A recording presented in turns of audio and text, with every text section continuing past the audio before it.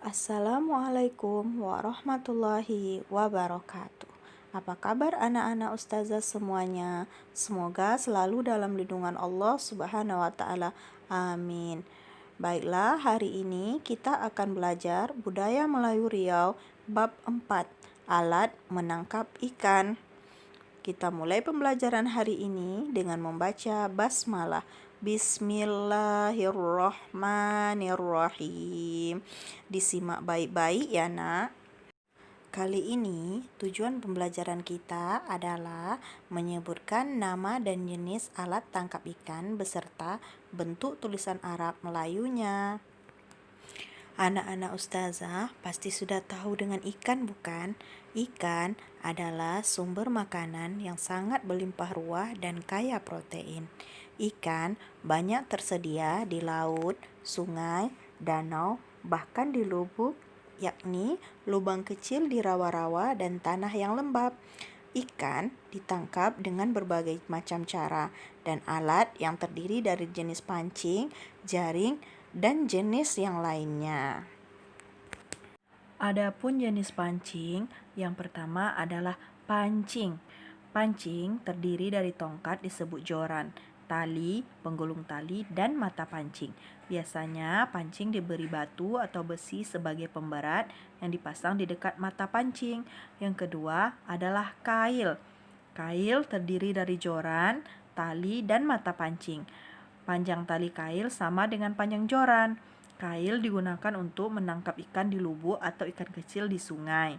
Nah, yang ketiga adalah taju. Sama halnya dengan pancing, namun tidak ada joran.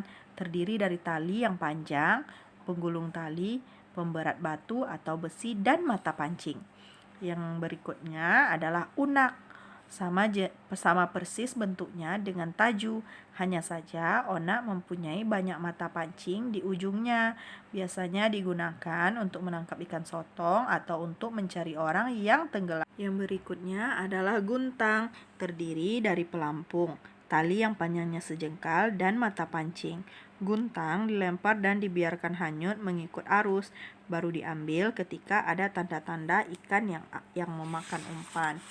Berikutnya adalah rawai. Rawai adalah kumpulan tali panjang sejengkal dan bermata pancing yang diikatkan pada tali panjang dan dipasang membentang. Untuk di laut biasanya diberi pelampung pada tiap atau dua hasta. Apabila pelampung bergerak atau timbul tenggelam, maka itu tanda bahwa umpan rawai sudah dimakan ikan. Selanjutnya adalah jenis jaring. Yang pertama adalah jaring.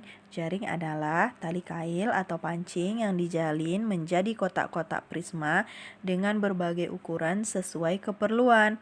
Biasanya jaring diikatkan ke batang kayu atau tunggul dan ada juga yang diberi pelampung seperti rawai. Yang kedua adalah jala. Jala adalah jaring yang diberi pemberat batu atau rantai besi di bagian bawahnya.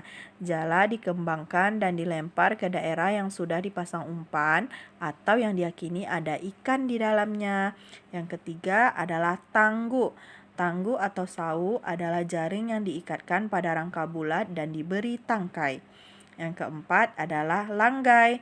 Sama bentuknya seperti tanggu, namun langgai mempunyai ukuran yang besar dan berbentuk lonjong.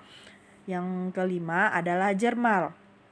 Jermal adalah jaring panjang yang dipasang membentang di muara sungai atau laut dangkal.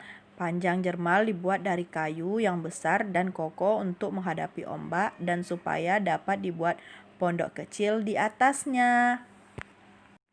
Selain jenis pancing dan jenis jaring, ada juga loh jenis penangkap ikan yang lain. Yang pertama adalah seligi. Seligi adalah tombak bermata tiga yang khusus untuk menangkap ikan. Yang kedua adalah lukah. Lukah adalah bulu yang dipotong tipis dan dijalin dengan rotan. Bentuknya bulat panjang dengan berbagai ukuran. Di salah satu sisi lukah diberi jalan masuk ikan yang berbentuk kerucut dan mengarah ke dalam. Maka ketika ada ikan yang masuk ke lukah, tidak bisa keluar lagi karena terhalang oleh ujung kerucut yang runcing. Yang ketiga adalah Keruntung. Keruntung adalah bentuk seperti luka yang berukuran kecil dan diikatkan ke pinggang. Gunanya untuk meletakkan ikan yang berhasil ditangkap.